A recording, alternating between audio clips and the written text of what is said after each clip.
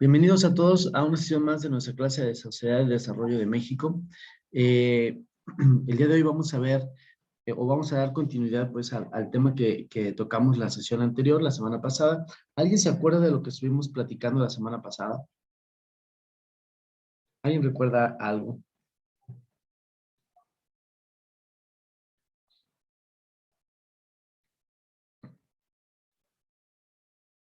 ¿No recordamos qué platicamos la semana pasada?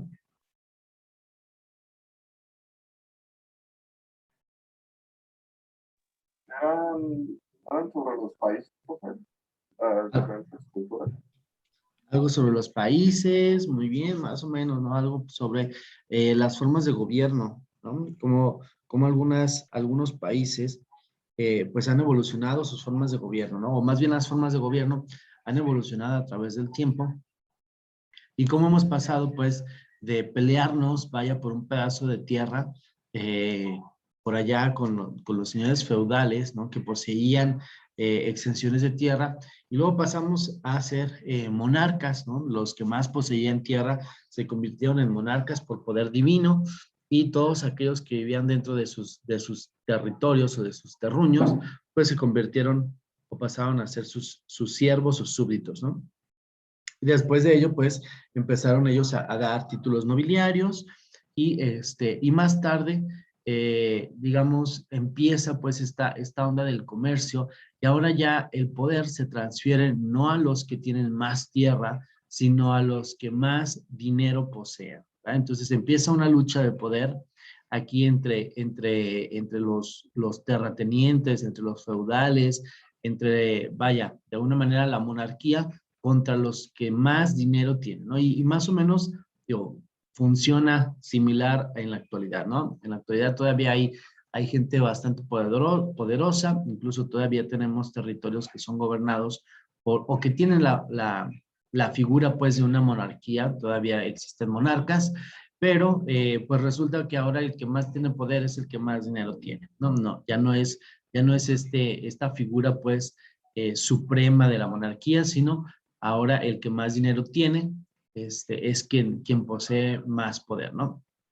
Y luego, pues, si viene la revolución industrial, platicábamos acerca de los avances que tuvo la revolución industrial, eso de la producción masiva, platicábamos, pues, de la máquina de vapor, ¿verdad? Que de repente hicimos la locomotora, pero más que la locomotora era la máquina de vapor que nos iba a ayudar a ser más productivos, ¿no? Que por medio del calentamiento del agua, o pues sí, del agua, íbamos a soltar el vapor y ese nos iba a ayudar a crear un movimiento, digamos, en automático, y este movimiento pues nos iba a poder hacer ya sea desplazar una máquina o poder echar a andar un engrane para que éste funcionara de manera pues automática, ¿no? Empieza entonces la automatización de los procesos. Entonces hablábamos pues de las formas de gobierno, de cómo han ido evolucionando pues, y también sobre las formas de gobierno. Y bueno, finalmente llegamos a la democracia, ¿no? Donde aquí platicábamos de qué era lo que generaba qué, ¿no? Si si el propio gobierno genera, pues, un modelo de económico, o si los modelos económicos son los que determinan la forma de gobierno. Y aquí no había respuesta correcta, no había respuesta incorrecta, simplemente era qué es lo que pensamos nosotros acerca de ello, qué es lo que pensamos acerca de que si la economía o el modelo económico está determinado por un gobernante o por el tipo de gobierno, o si el gobierno es quien determina la forma en la que vamos a este, a, la forma en la que vamos nosotros este, hacer la economía. Entonces, decimos pues que actualmente nosotros vivimos y nos movemos en un ambiente económico capitalista, ¿no? ¿Y alguien nos puede decir a qué se le viene a la mente cuando hablamos de modelos capitalistas? Un modelo capitalista. ¿Es el que tiene la división de las clases sociales? Que tiene una división de las clases sociales. Bien, ¿qué más? ¿Qué características podríamos sacar?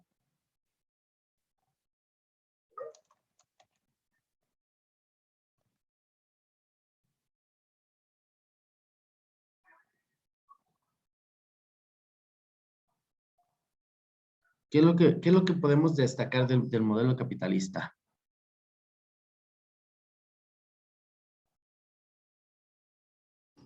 Desconozco, profe. Ahora sí. Ahora sí que desconocemos cuál es el modelo capitalista. Bueno, platíquenme, ¿qué sabemos acerca del modelo socialista?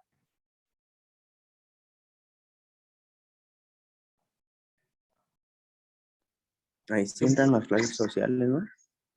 ¿Cómo? Ahí sí entran todas las clases sociales. Ahí sí entran a todas las redes sociales. Más o menos, más o menos. A ver, en la parte, ¿qué entendemos cuando hablamos sobre socialismo? ¿Qué se te viene a la mente cuando decimos socialismo?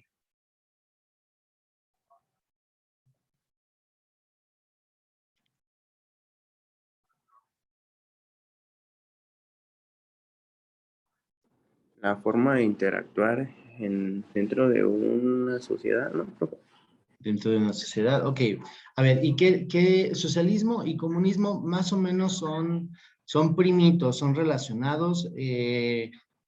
Prácticamente de repente cuando hablamos sobre el socialismo estamos hablando casi de lo mismo, ¿verdad? Entonces, ¿qué será el comunismo? ¿Qué nos viene a la mente cuando es comunismo?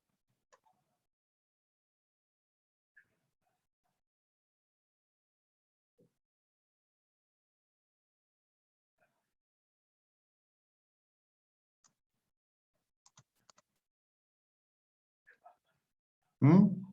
¿Qué pensamos cuando nos dicen comunismo?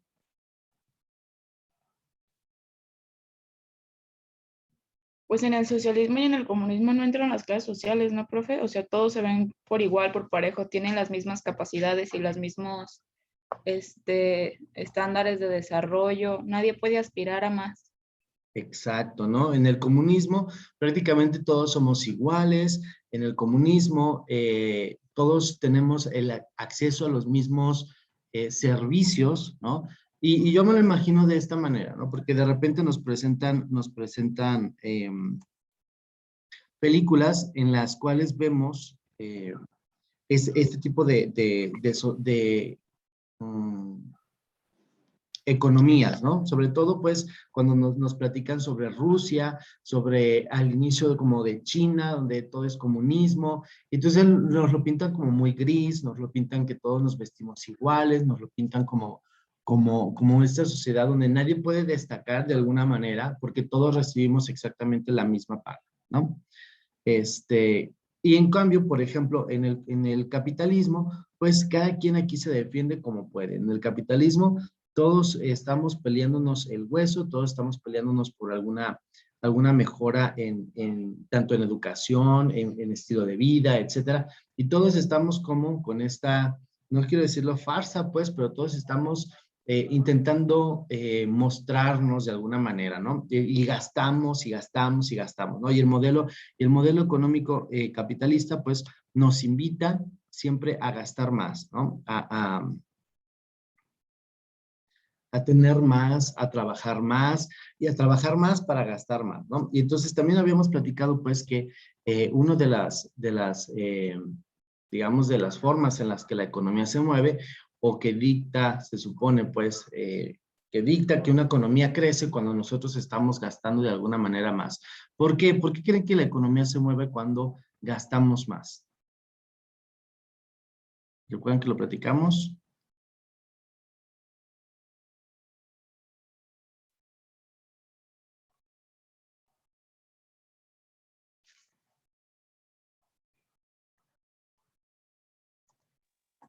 Me imagino que por lo mismo que consumen más, la persona que te está vendiendo pues tiene más ventas y luego esa persona le consume a otra. Exactamente, ¿no? ¿Por qué? Porque a la hora que nosotros estamos gastando más, de alguna manera nosotros también estamos empujando pues a que esa persona tenga trabajo, pueda hacer una venta y así sucesivamente, ¿no? O por lo menos eso es lo que nos han platicado que sucede los economistas, ¿no? En un modelo eh, capitalista, ¿no? En un modelo socialista, pues realmente no tenemos mucho hacia dónde hacernos porque todos digamos, tenemos el acceso a los mismos servicios, no podemos de alguna manera destacar. Sin embargo, hemos visto cómo economías con este modelo, a ver, vamos levantando la mano, si creemos que un modelo capitalista es mejor sobre un modelo socialista. Y recuerden que no hay respuestas correctas. Aquí es solamente con base a lo que yo tengo de conocimiento y que me han platicado, ¿qué es lo que me gustaría más? ¿Un modelo capitalista o un modelo socialista? Vamos a levantar la mano los que creemos que un modelo capitalista. Por ahí tenemos un par de manitas. 3 manitas. Varias manitas, 7 manitas. Ok. Pero vamos a bajar la mano. Y vamos ahora a levantar la mano si creemos que un modelo socialista puede ser el que mejor nos acomode, el que mejor nos ayude. Recuerden que el modelo socialista o el comunista es aquel que dice, bueno, todos somos iguales, todos nos vestimos iguales, todos recibimos la misma despensa, etcétera, ¿no? Entonces vamos a levantar la mano si creemos que un modelo comunista tal vez nos vendría bien. ¿No hay respuesta? Por ahí no, mucho menos el comunismo, el capitalismo, ¿no? Es normal, no hay respuestas buenas ni malas, es normal, pues, porque además hemos vivido toda nuestra vida en una sociedad capitalista, ¿no? Donde nos han dicho, trabaja más, vas a ser más, vas a tener más riqueza, vas a tener más para gastar, vas a tener más para esto y aquello, ¿no? Pero, o sea, sin embargo, pues echas vuelta como para un lado, para atrás y te buscas en los bolsillos y al final no tienes nada, ¿no? Entonces, ahorita, por ejemplo, pues hay una discusión como bastante fuerte en el que decimos, bueno, ¿deberíamos nosotros seguir siendo capitalistas o deberíamos tomar otro rumbo, ¿no? China, por ejemplo, en su momento, bueno, era capitalista. Sin embargo, por ahí de los años, no sé, 1900 más o menos, dijo, ¿saben qué? Yo cierro mis fronteras y me voy a convertir ahora en la China comunista, ¿no? China comunista cierra sus fronteras, no permite pues que salga nada ni que nada entre. Digamos, cuando somos comunistas, nos cerramos al mundo y no queremos transaccionar, no queremos hacer ni ventas hacia afuera ni compras desde afuera, ¿no? ¿Qué es esto? Cerramos nuestras importaciones, nuestras exportaciones, y con lo que tenemos nosotros nos tenemos que mantener, ¿ok? Sucede que cuando echamos una vuelta a ver a esos países que fueron en su momento comunistas, pues resulta que tienen un Producto Interno Bruto bastante atractivo, ¿no? China simplemente es ahora la segunda economía más grande del mundo, si no es que ya casi le gana a Estados Unidos, todavía no se sabe con certeza. Pero, pues bueno, China de ser un país tercermundista ahora es la segunda potencia económica más grande, ¿no? Y entonces nos hace... ¿Pero sigue siendo socialista, profe?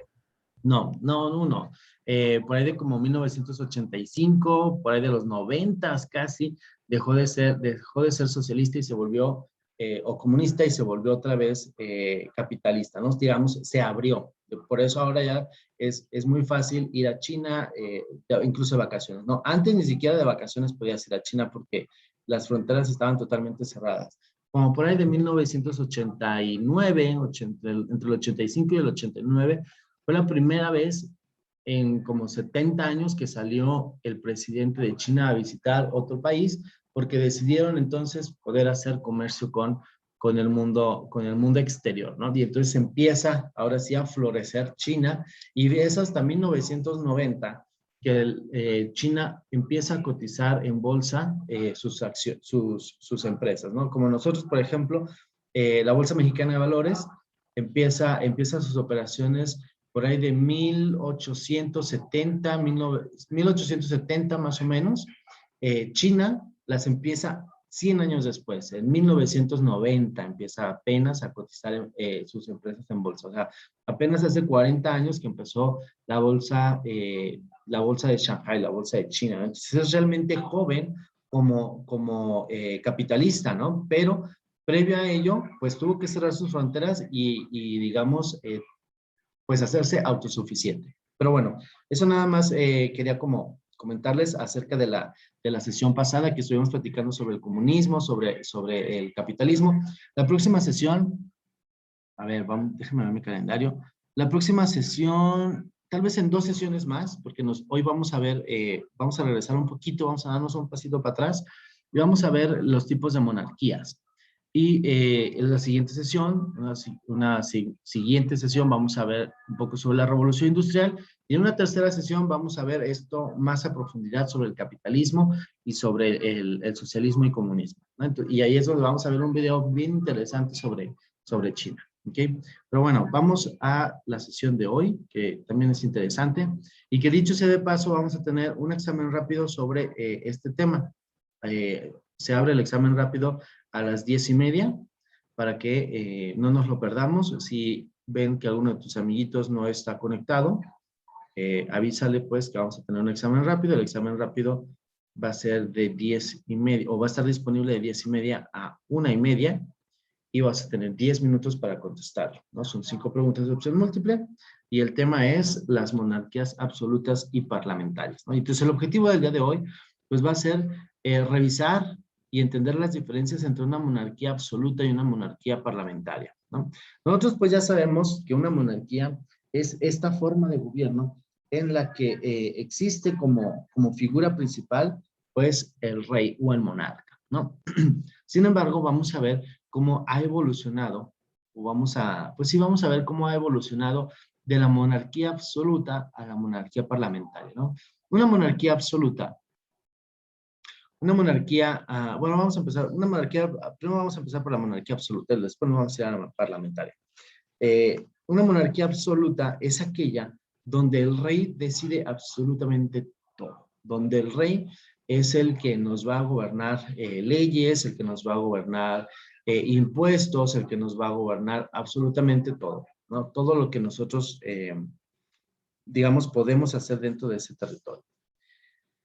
Y sin embargo, una monarquía absoluta, digamos, va a tener su gabinete, ¿no? Esa es, digamos, a grandes rasgos la diferencia entre monarquía absoluta y monarquía parlamentaria. Una monarquía parlamentaria va a tener un gabinete, ¿sí? Va a tener un gabinete en el cual se puede apoyar, ¿no? Y a lo mejor ahí ya empieza a verse o a vislumbrarse una forma de gobierno no tan autoritaria, ¿no? ¿Por qué? Porque al tener un gabinete, pues hay que preguntarle a todos los integrantes del gabinete acerca de cómo deberíamos hacer las propuestas pues de gobierno. Una monarquía parlamentaria, entonces, es una forma de gobierno en la cual el poder de una región o país es ejercido por un monarca o rey y de forma parcial, ya que es regulado por el poder legislativo, que es el parlamento, y ejecutivo. En resumidas palabras, el rey reina, sin embargo, no gobierna. Es también conocida como democracia coronada, ¿no?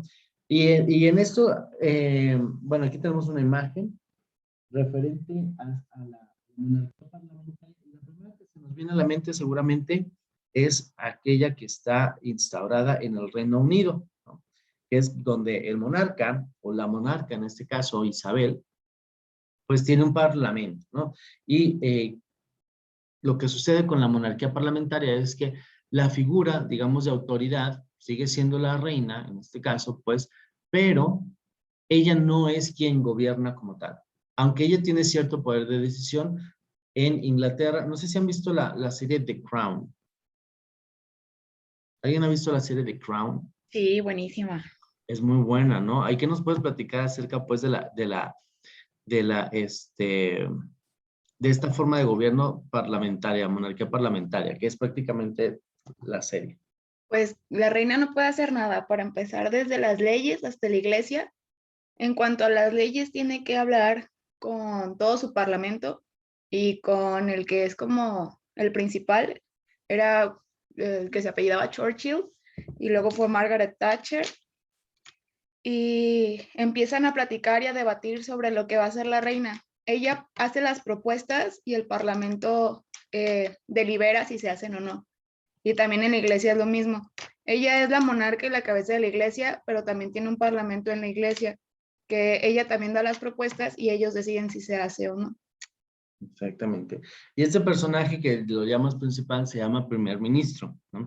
Que es como, y el primer ministro es elegido pues a votación popular, ¿no? Es, digamos que tiene un híbrido entre una democracia y una monarquía, ¿no? La monarquía sigue estando ahí, digamos nada más como figura representativa, pero quien gobierna realmente, pues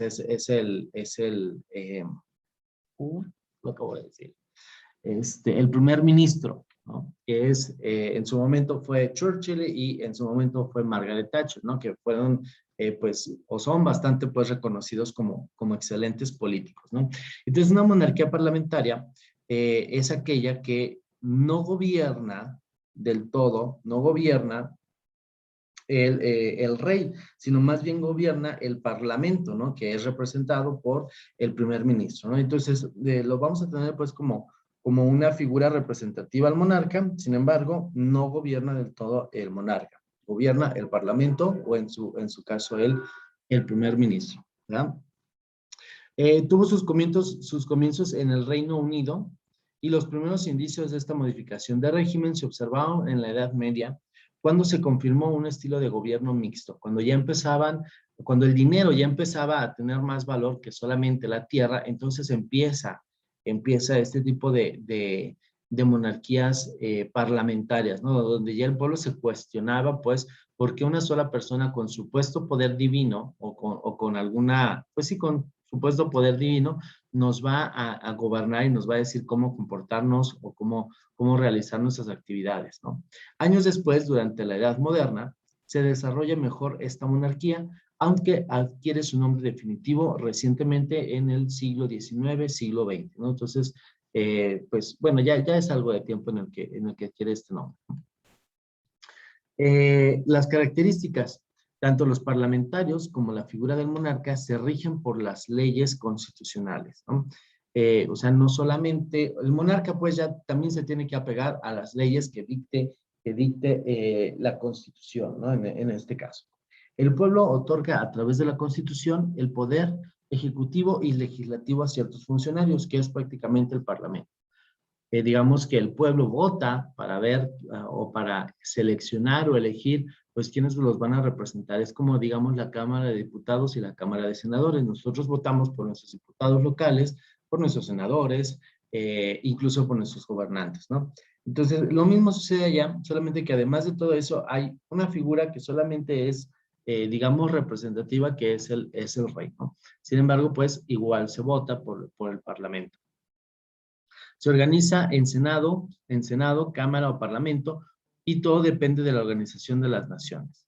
La unidad del reino o nación depende de la figura del monarca. O sea, ahora sí que la figura del monarca es solamente pues para decir, bueno, es esto lo que nosotros vamos a gobernar, ¿no? Realmente ya no tiene ninguna injerencia política. Hace sus cuestionamientos y hace sus propuestas y vota quizá pues si le preguntan, pero en realidad ya no tiene este poder de decir, ahora se va a hacer esto y se hace sí o sí. No, ya ahora se hace pues por medio del Parlamento y del primer ministro. Países con monarquía parlamentaria son más de los que creemos. Por ejemplo, Noruega, Dinamarca, España, Reino Unido, Japón, Países Bajos, Mónaco y Suecia. No sé si alguien sabía o había escuchado acerca de estos. ¿Hay alguno que les sorprenda que se manejen así? Yo, Mónaco, bro. Mónaco.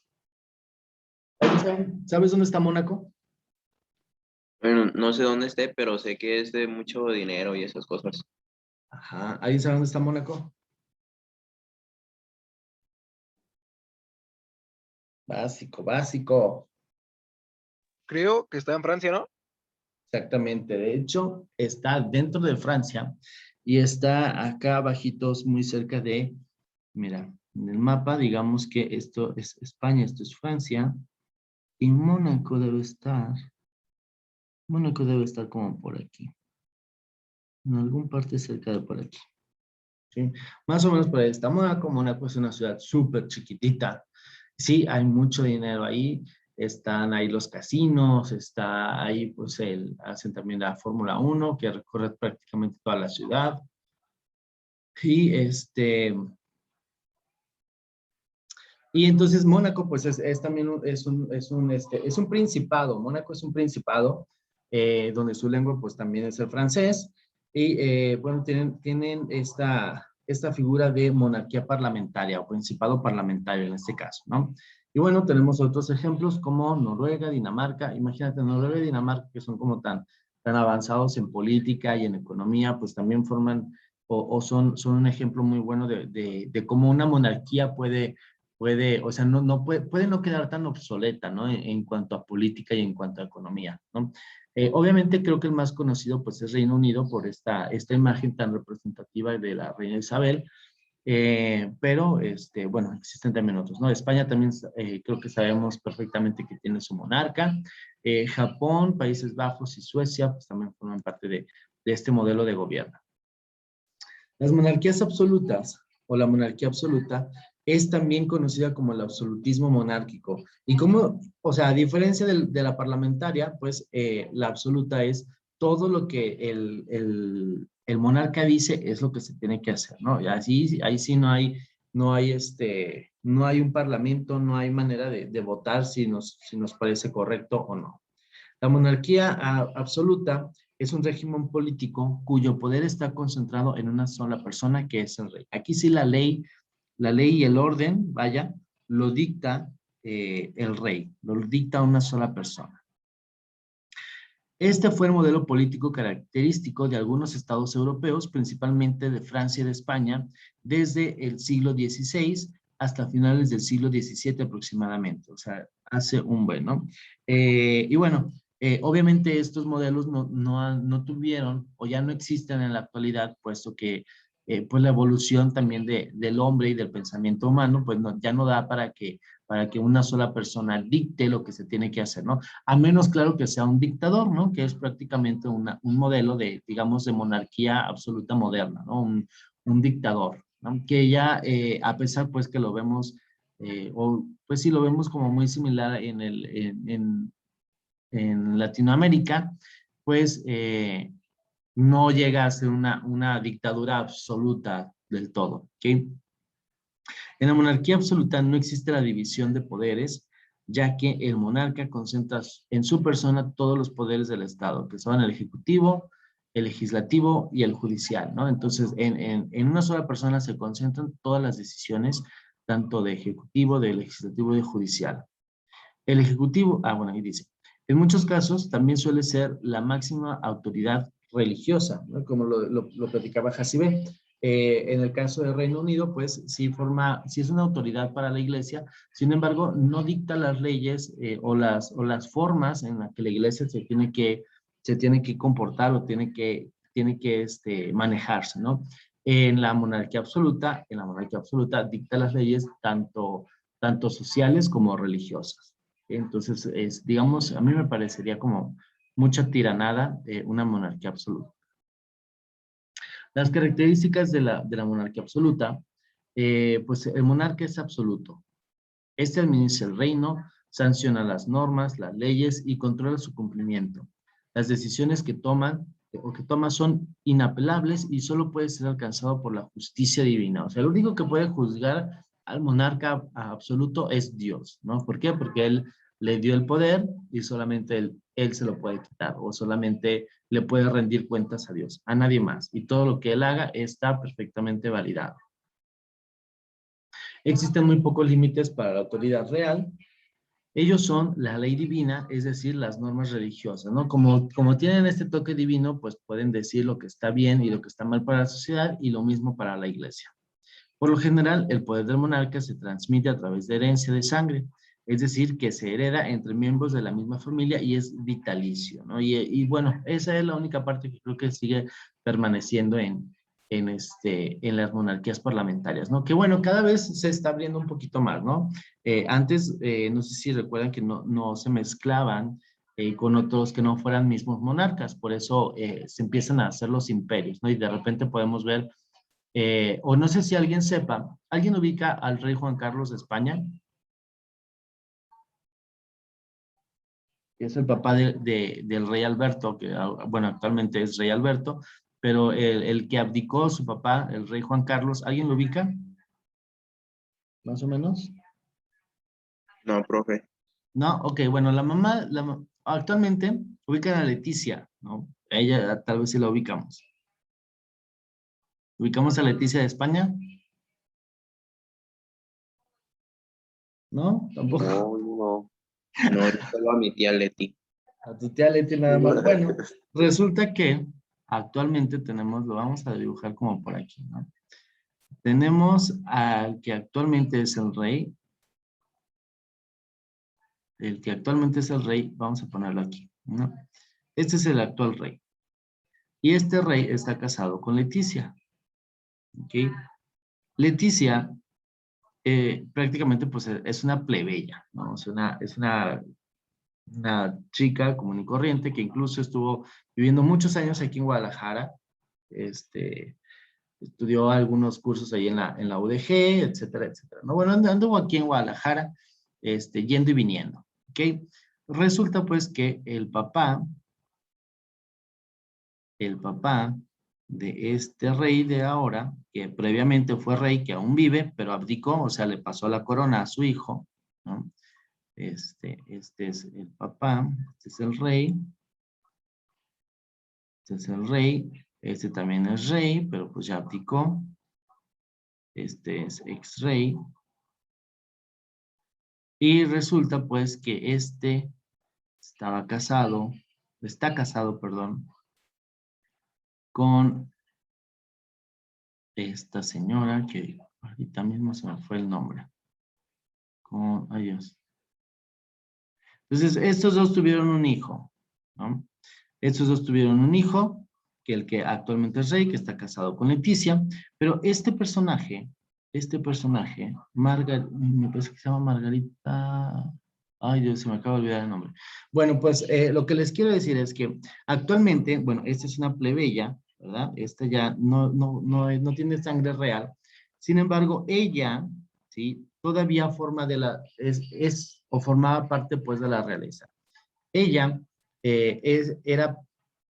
ella hubiera sido la reina de Grecia, así se los pongo, ¿no? Entonces, antiguamente, pues, se casaban solamente entre la nobleza, como todavía esa generación, pero ya la generación siguiente, de alguna manera se dio cuenta que no podían seguir creciendo sus reinados, pues, si se seguían casando unos con otros por las enfermedades hereditarias, pues, porque al final de cuentas, si te pones a hacer, digamos que un árbol genealógico, vamos a ver que muchas de las casas reales están relacionadas, son primos o son por lo menos parientes primeros, ¿no?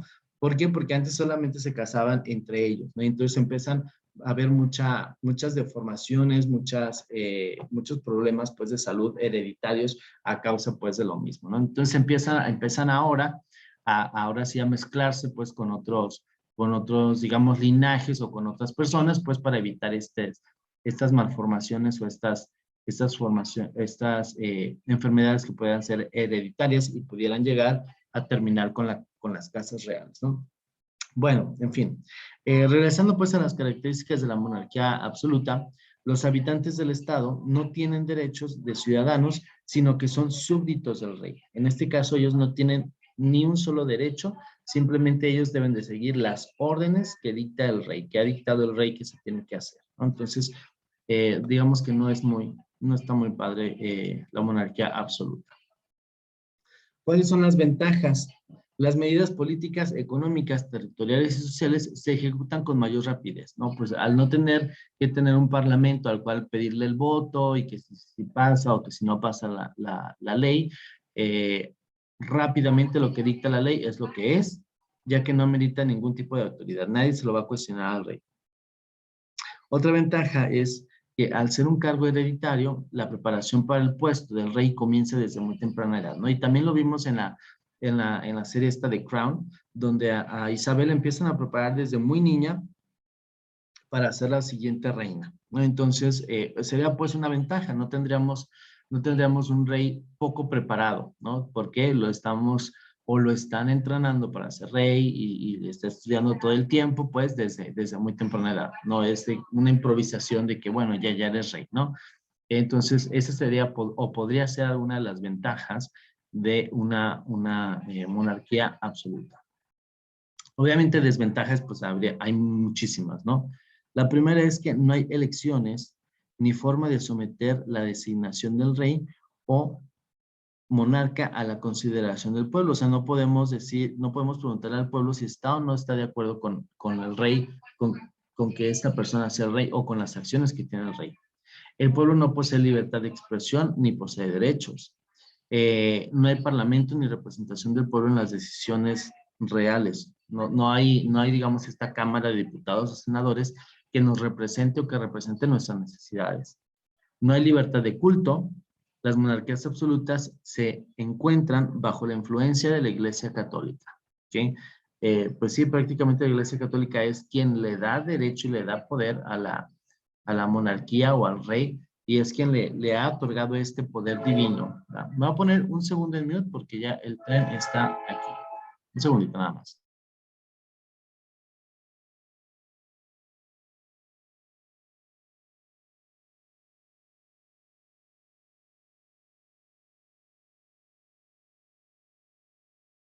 Bien, pues eso pues sobre la monarquía absoluta. Ejemplos sobre la monarquía absoluta, pues tenemos a la monarquía absoluta española durante el reinado de la dinastía Borbona, ¿no?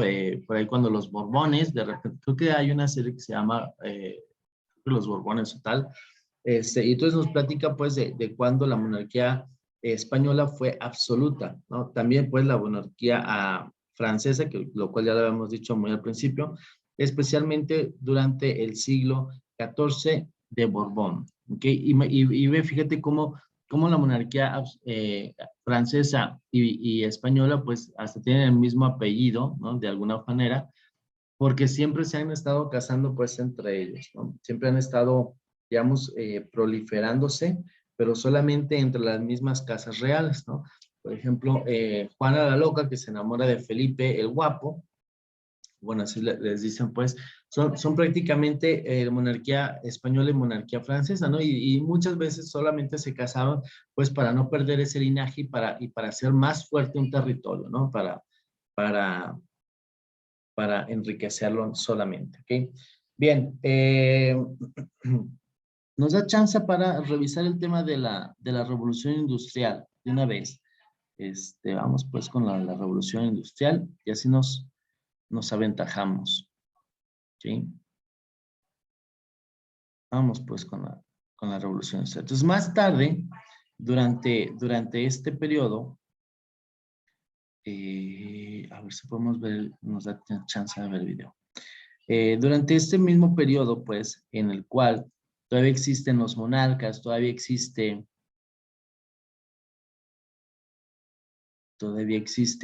este modelo de gobierno monárquico o feudal, pues empieza la revolución industrial. ¿Alguien más o menos recuerda como por qué año fue la revolución industrial?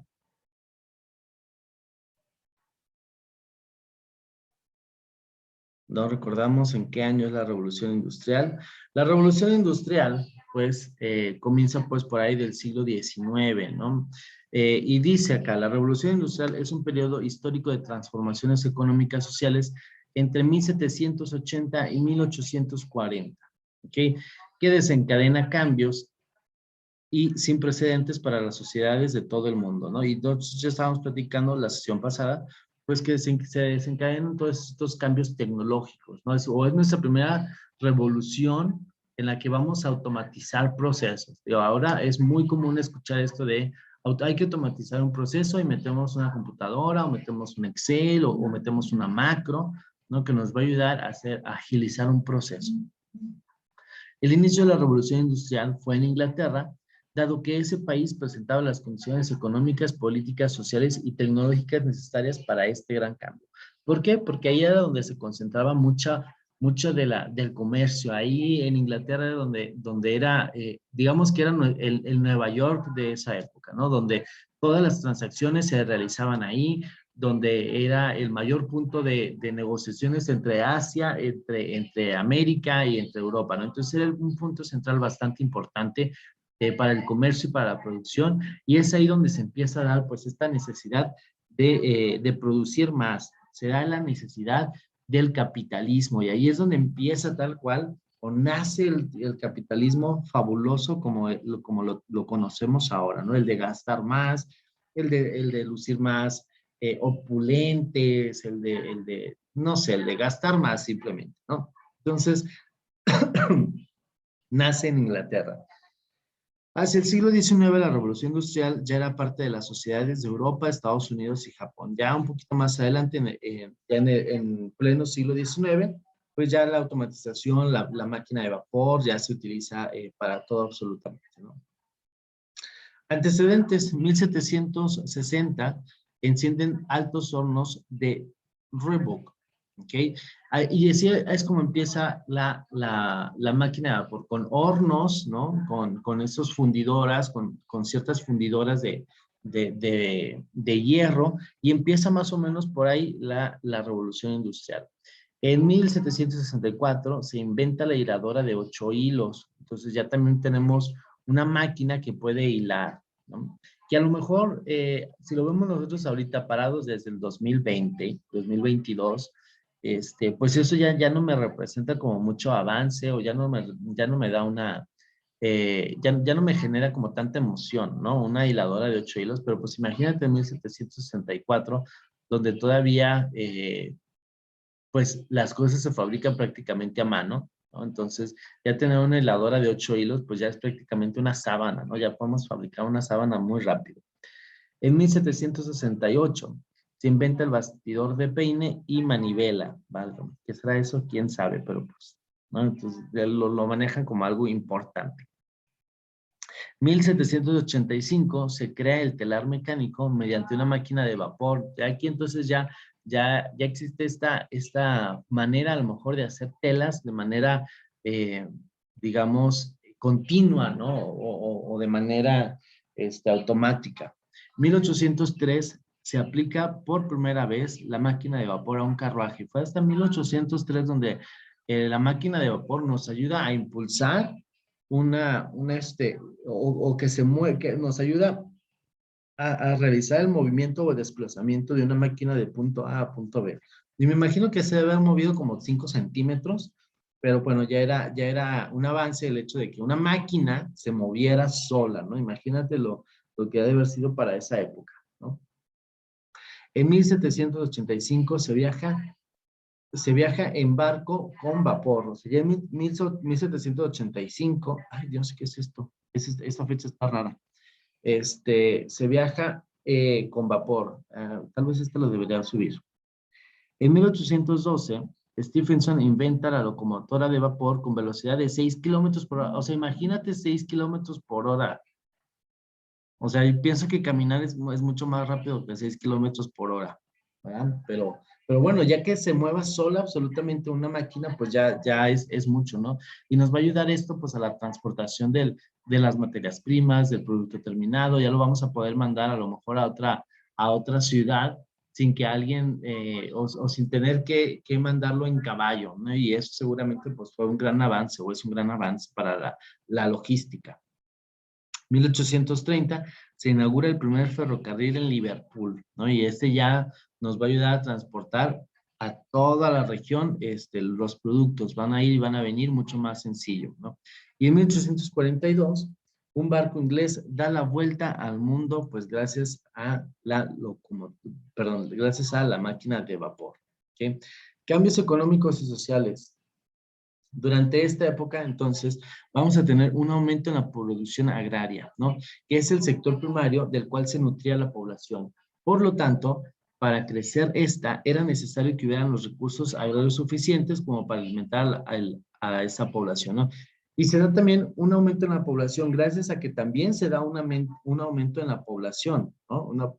¿Qué dije? ¿Dije lo mismo? Gracias a un aumento en la población, tenemos nosotros que producir también más alimentos, ¿no? Y entonces se da también esta producción o un aumento en la producción agraria para poderle dar de comer a las personas que están, o a las nuevas personas que están habitando, ¿no? Cada vez es mayor y cada vez es mayor gracias a una cosa, gracias a que nos está yendo económicamente bien, gracias a que el comercio, al haber más producto, pues los precios bajan y todos queremos empezar a gastar y a ganar un poquito más, ¿no?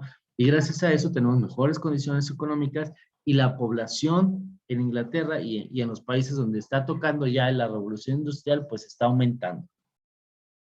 Para entonces hay mano de obra abundante. No es posible que crezca una industria si no hay mano de obra que trabaje en ella. Y la gente entonces se empieza a mudar del campo y empieza a bajar, por así decirlo, y empieza a bajar a las ciudades, ¿no? Y empieza a bajar, deja las parcelas, empieza a dejar las parcelas para venir a la ciudad a trabajar en la industria, ¿no? En cuanto al capital, evidentemente sin dinero no pueden afrontarse los nuevos proyectos industriales. Entonces empezamos a manejar más dinero, empieza a haber más dinero, empezamos a gastar más. Después viene la expansión del comercio, donde hay mayor demanda y promueve que haya mayor oferta, ¿no? Al haber más productos a la venta, pues de alguna manera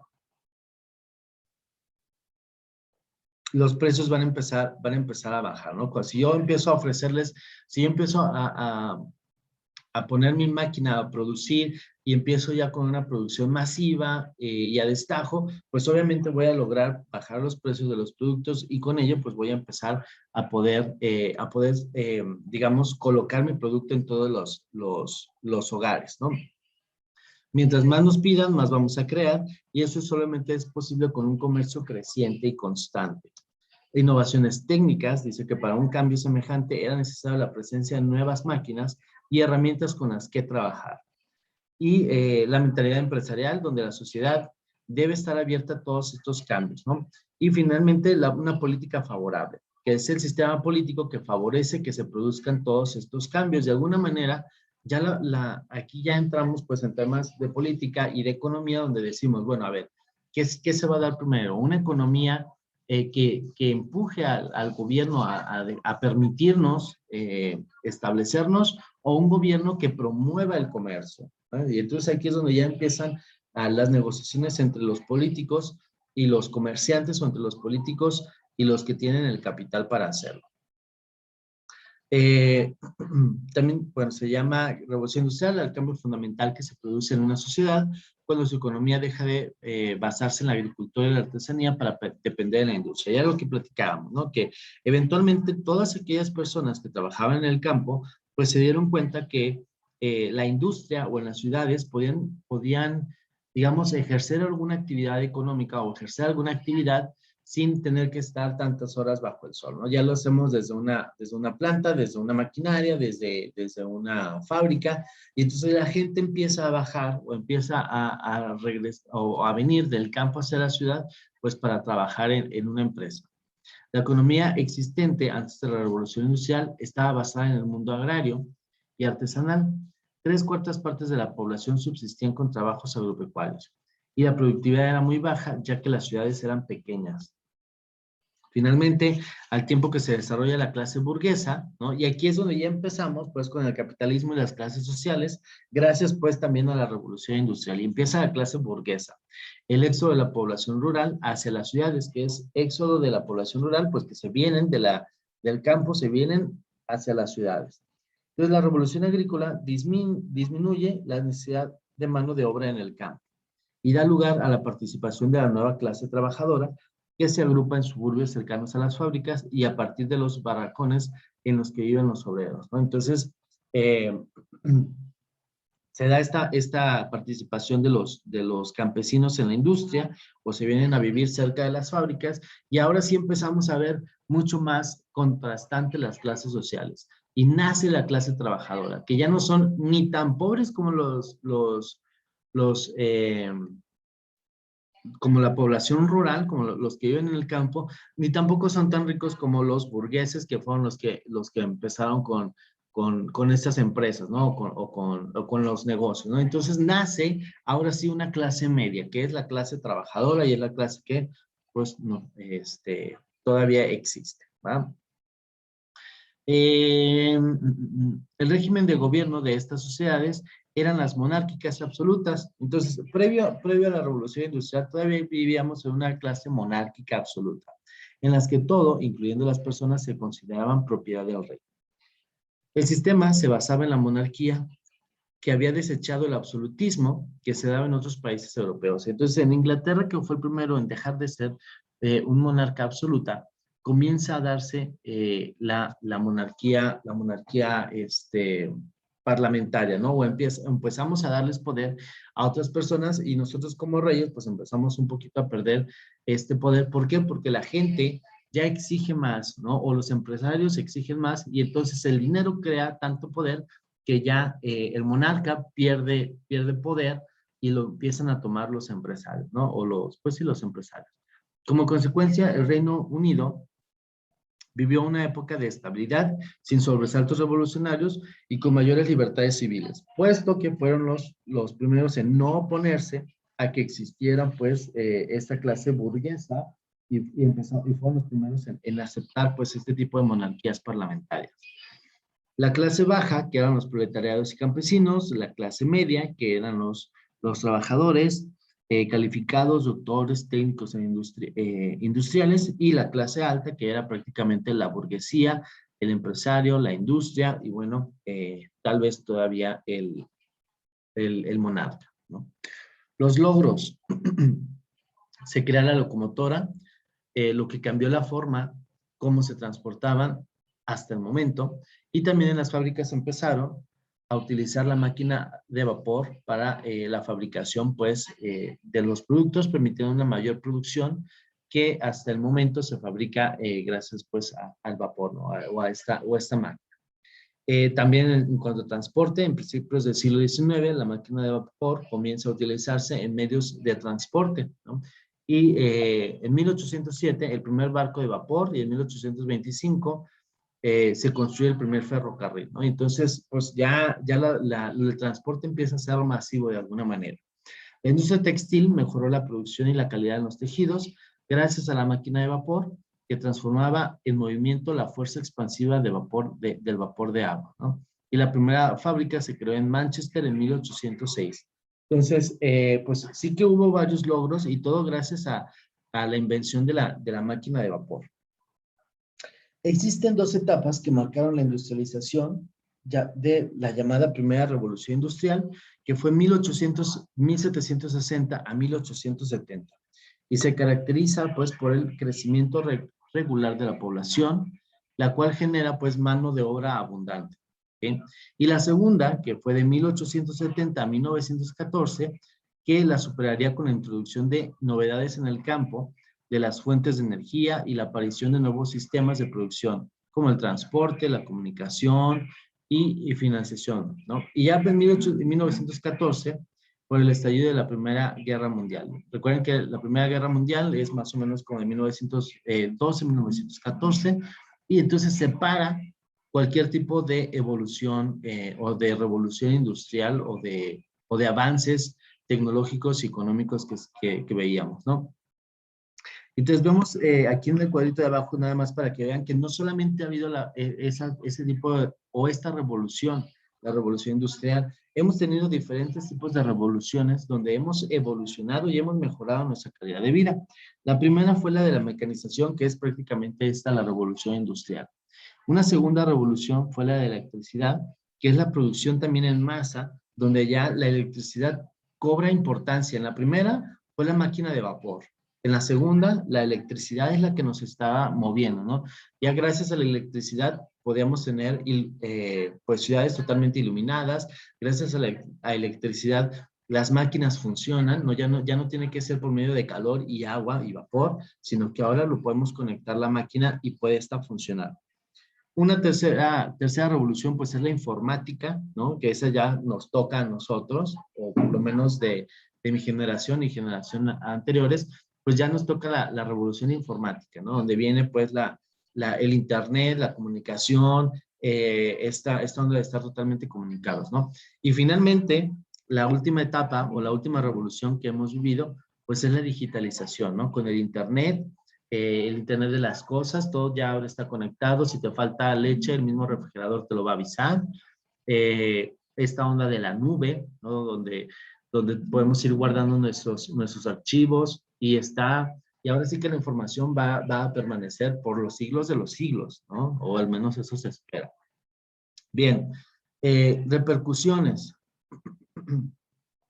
La producción mecanizada generó un descenso del trabajo artesanal y esta nueva forma de producción dio lugar a que los talleres fueran desplazados por grandes centros fabriles, ¿no? Entonces, poco a poco veíamos menos talleres, menos cosas, digamos, realizadas a mano. Incluso hoy en día, muchas de las cosas que se realizan, digamos, a mano, pues son más valoradas, ¿no? Cuando decimos, es que es una pieza realizada a mano, pues es mucho más cara que la pieza que a lo mejor viene de China, que está prefabricada, ensamblada, etcétera, etcétera, todo por una máquina que a lo mejor sale perfecta, pues, pero pues no tiene estos detalles, pues, a mano, ¿no?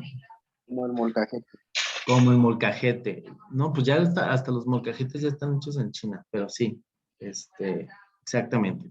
Con la expansión de grandes centros de producción industrial, se creó una nueva clase social, que es el proletariado industrial, que es prácticamente todos los trabajadores de la industria, ¿no? Y entonces ya tenemos la clase social media, y aquí es donde nace la clase social media.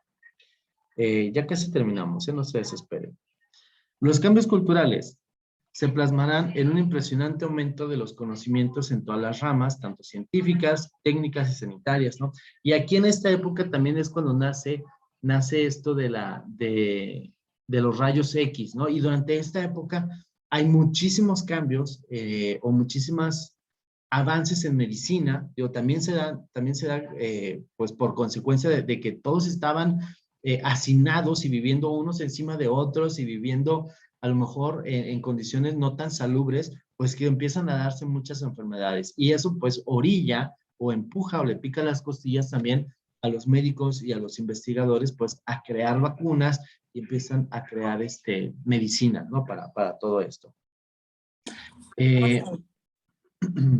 Pues dice, al tiempo se produce fuerte aumento demográfico y como consecuencia elevada natalidad y descenso de mortalidad catastrófica, gracias a los avances sanitarios como las vacunas y una mejor alimentación y una mejor alimentación a la población. Y esto pues genera, o sea, imagínate, vive la gente unos encima de otros. Obviamente crece la natalidad y con las mejoras que tiene la medicina, pues ahora ya la gente no se muere, ¿no? Ya dura más tiempo. Y entonces ahí también empieza a haber o empezamos a notar un avance en la expectativa de vida, ¿no? Vamos a suponer que la expectativa de vida era a los 40 años y bueno, con los avances que se tienen durante esa época, pues ya se recorre hasta 50 años y después 60, 70, etcétera, ¿no? Digo, ahorita nuestra expectativa de vida es como de unos 75, 80 años más o menos, ¿no? Esto provocará, pues, que la población europea se multiplique en muchos años y, pues, cada vez exista más gente, ¿no? Bien. Nos da chance de ver un video acerca de la revolución industrial. Está bien padre, está interesante. Vamos a verlo.